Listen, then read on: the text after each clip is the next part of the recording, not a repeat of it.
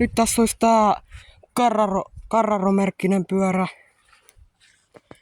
Sai maalattua tän äsken. Oli maalannut tuon etuosan mustaksi ja takaosan keltaiseksi. Ja täällä on näitä pinnapillejäkin. Keltaisia ja mustia.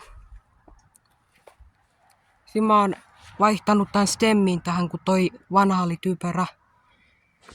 Tää on aika hyvä, kun tän pystyy siirtämään tässä näin vaikka alaspäin. Tai jotenkin. Ainakin tää on nyt korkeampi kuin se vanhempi. Tässä on vaihdettu tää satulakin. Tuollaiseen Helkaman satulaa. Itse asiassa tässä on vähän niinku maastorenkaakki ollut alun perin. Vähän niinku maastopyörä. Mutta ei sellainen ihan kunnon maastopyörä. Tää oli alun perin punainen pyörä. Sitten päätinkin maalaa tän mustakeltaiseksi, kun tää olisi ollut hyvä väri just.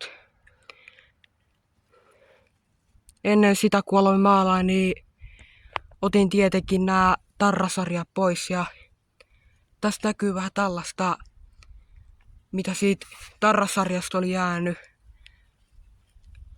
Vähän tällaista ihme jotain jäänyt, mutta ei se haittaa.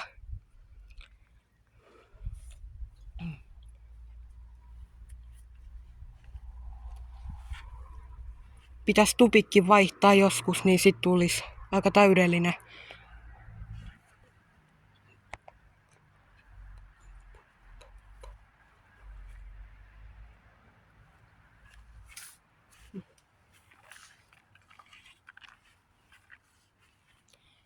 Sitten on maalannut vähän tästä polkimen tästä just keltaiseksi. Täältä kans. Aika hyvän näköinen tästä tulikin. Tänne meni vähän maaliin tähän just, mutta ei se mitään. Ketjuihinkin meni.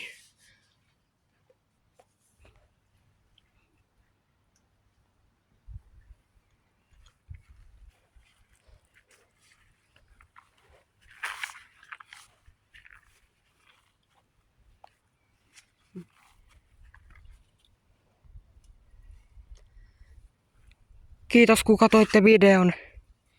Ja tykätkää videostakin myös. Ja voitte tilata kanavankin tietysti, että pääsette näkemään näitä mun videoita lisää. Moikka!